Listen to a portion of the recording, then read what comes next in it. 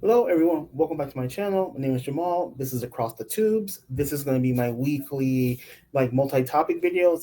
Just a couple of little stories, things that are going on the internet. Some in this main community, others not. A little mixed bag. So let's get started. I want to start with something I feel was pretty positive, and that is Elevated Truth podcast. I just happened to dip in for a little bit, and I really felt the conversation was good. I felt he was balanced, it was fair, and it's something people need to hear. A lot more people need to actually tune into this particular episode of this podcast, especially the latter half, because there's a lot of good discussion both on panel with him and Nyanya and in the chat. So I just kind of want to play maybe like a minute or two of this just so you can get a gist of like where the conversation was going.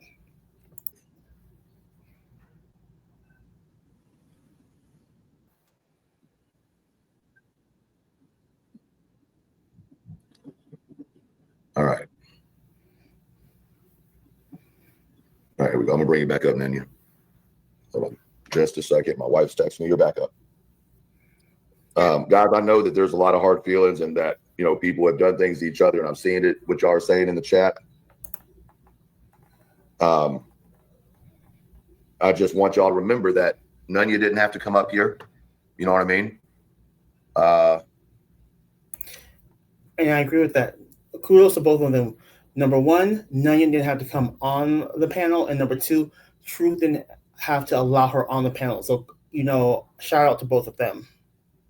I mean, that's a good question, Johnson. I'd rather everybody learn lessons and move on and become better people. You know what I'm saying? Like, just legit. But at the end of the day, people are upset. Like, there's just no way around that. People are fucking upset. Subscribers are upset. People that have given lots of money is upset. People who feel like they supported somebody that they can't trust now. People are upset about things that happened to Queen. People are upset about things that happened to Clue and Baby Clue. Like, people are legit upset. So here's my question, Anya. How do we fix some of, as a community, how and is it possible to fix some of this? Are there some apologies that are necessary? Are there not? Like, No, I think some apologies can fix some things, but not everything.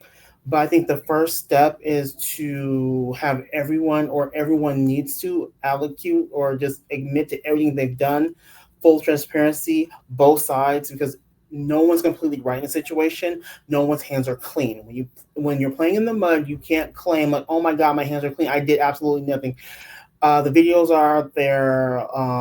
The chats are out there. The clips are out there. No one's hands are clean, and that's the first step. And I think the second step is twofold. The first fold is the people involved can apologize to each other and say we're going to move on from this and really mean it. And my thing is, most sincere apologies come across better via video versus live stream, because when you do it on the live stream, it feels very very performative. Versus if you do a video, is either you wrote down talking points, or you're speaking from your heart and off the top of your mind, which comes across much more sincere than a monetized live stream where people are throwing you super chats for apologizing. So that's that first fold. Second fold is people say, like, you know what I did because of X, Y, and Z. I don't regret it, and I'm not apologizing. Now, if people choose to go that route, you can go your own way, or the back and forth can still continue. But if you're looking for resolution, I feel that for the second fold, you can say, I did what I did at that time, but I want to move forward. So I'm going to cease the behavior. I think those are the things that need to happen. Not sure it's going to fix everything, but I think it can at least be a start to healing.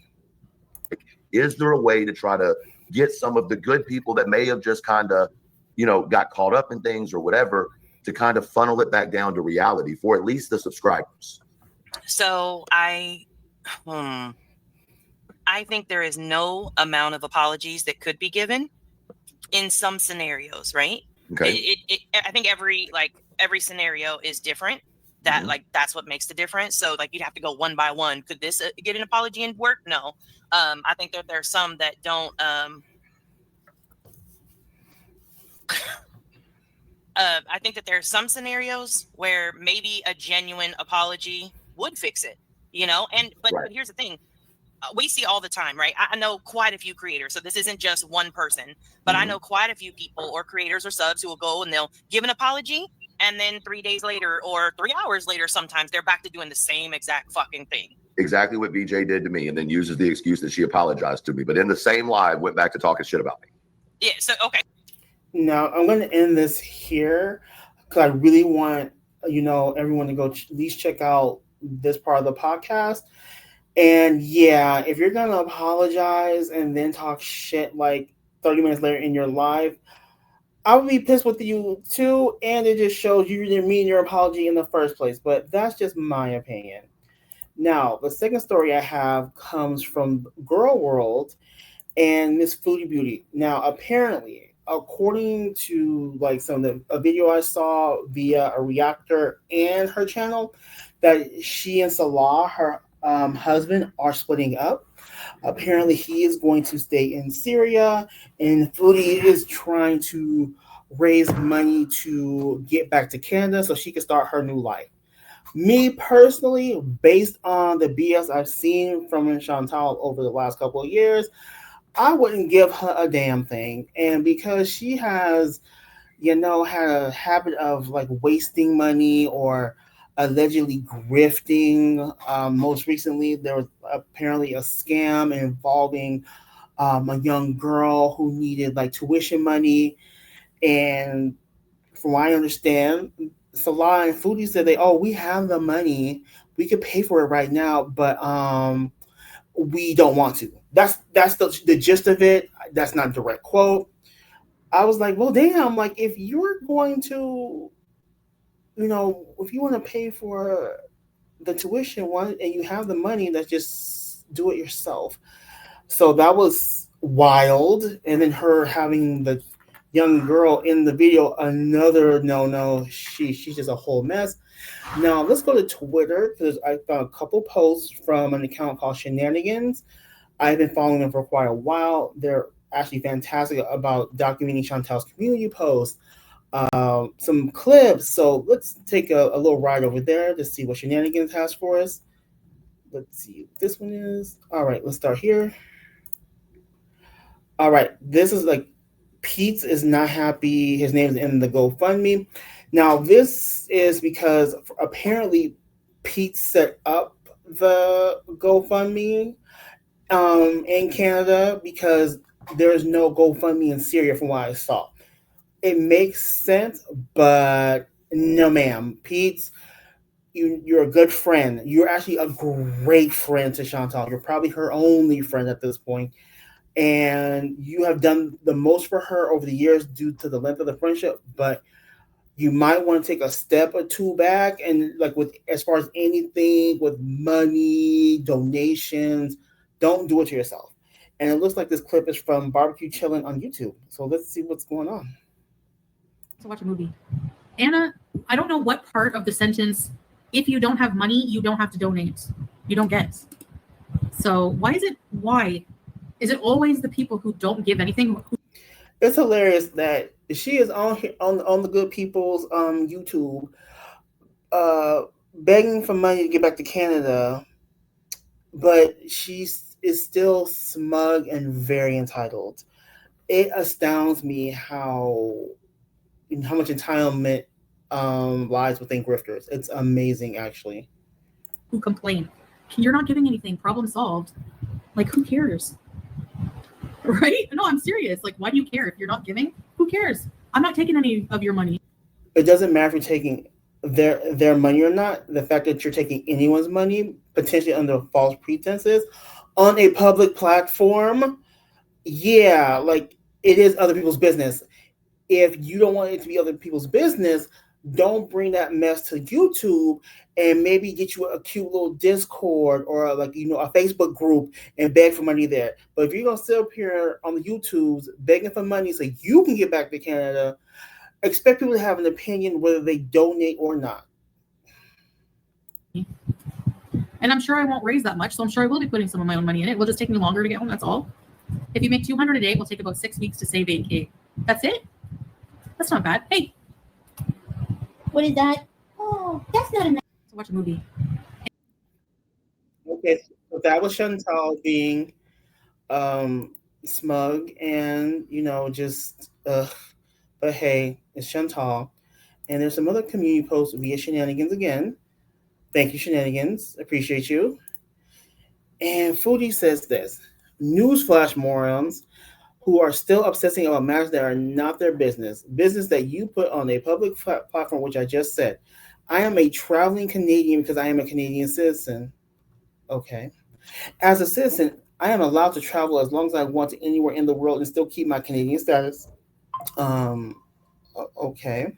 I also have ties to Canada still, so yes, legally I am Canadian. I'm like, who is doubting you're Canadian? I mean, ma'am, you were born there, so I don't think that changes just uh where you travel to. If I'm an American, so if I travel to Mexico, I'm still American. I'm not sure where you were going with this, but okay. I am also soon returning, define soon, so I only spent a couple of months here so far since my last visit, but nice try. Citizens and permanent residents are different also. I am a citizen, therefore I am allowed to use services such as PayPal while traveling because it's a Canadian account. I am in Syria on an extended visa. It doesn't matter if I called where I am staying our house. There are no legal ties making this true for me. I stay here while I am here, and that is all. Hope this sinks into your vapid brains. Oh, I also don't obtain my money from any system in Syria. I get it from Beirut, which does not have sanctions Syria does for such matters. I am just so tired of these idiots. Okay. Okay, and this is I guess shenanigans or someone asked a question. AI overview says no. As a Canadian citizen, you do not need to spend a minimum amount of time in Canada to keep your status. You have the right to live abroad indefinitely without jeopardizing your citizenship. This is a crucial distinction from permanent residents who must reside in Canada for at least 730 days and 5 years preceding the date of application to maintain their status. Got it. Okay. And then we have one more post from Shenanigans. All right. Sorry, but most of Goro needs this also. The very definition of scam, if people send me money to move to Canada and I keep their money and don't move to Canada, then yes. Quick question, Chantal. Now, are you keeping the money that is donated to you in a separate account? Or are you putting the money in the same account that you use for your living expenses? This is a good question, in my opinion, because if people are donating that money and you're spending that money before you have all the money together to leave, right? So say you take in 1K, right? Just a round number. Now, 1K is not enough to get you to Canada. Is that 1K sitting in the bank, another bank account for your move, or is it in like your personal PayPal where you do your Uber Eats? That's my question. Because if you keep that money in your Uber Eats account and you spend it, but then move to Canada later, technically, in my opinion, that 1K didn't go towards your move, and other money did. But yeah, it's splitting hairs. But just a question. All right, let me go back. If people send me money to move to Canada and I keep their money and don't move to Canada, then yes, that would be a scam. But I am still moving to Canada when 2025, 26, 27. So until it happens that I don't, even if something happens and I don't move, which will not happen, I love the fact that she trying to cover herself with this right here. Good try. All of the money would be refunded. I highly doubt that. You can't preemptively call something a scam when the plan hasn't even happened. LOL, OLOL. Ha, ga, ga, ga, ga, ga. Hashtag garbage juice people. Oh, Chantal, poor thing, baby Kins. So that's what's going on with Chantal. Me personally, I think it's a scam. That's just my opinion. If people want to donate to her, that's their business, but don't come back crying when and if she does not move. Just keep that in mind. And I think my last story for this video is not funny, but the way that the person who was affected took it is kind of funny. So I want to say a couple of days ago, I went to click on a live of Jones because I do like to watch Jones in the morning for a little bit. I watch a lot of people across YouTube, different communities, and I can find value pretty much in each person to some degree. And Josen to me is one of those people I can find some value. I don't always agree with what Josen says, but again, just like with Elevated Truth, I can see the thought process and where they're going and how they got to the conclusion they got to. So I appreciate Josen for that. But I click on a particular live a couple of days ago, and this pops up, and it says basically this stream was taken down due to copyright claim by Granny's Watching. And I was like, well, damn, I hope we're not entering a strike war. I have seen these in other communities. It did not end well in one of them. Multiple people lost their channels because basically one person was being petty against a couple other people. And then those other people like went to take down, this person's channel. The channel got taken away within like a day because there is a way to take down channels within a day if you know what you're doing. And strike wars just don't end well because everyone's affected. The subs are affected. The subs can't go to their favorite creators for like a week, or depending on how many strikes you have, more than that. So yeah, I hope it doesn't go back and forth, but I don't really think it's going to because Jones said, I'm a petty bitch too.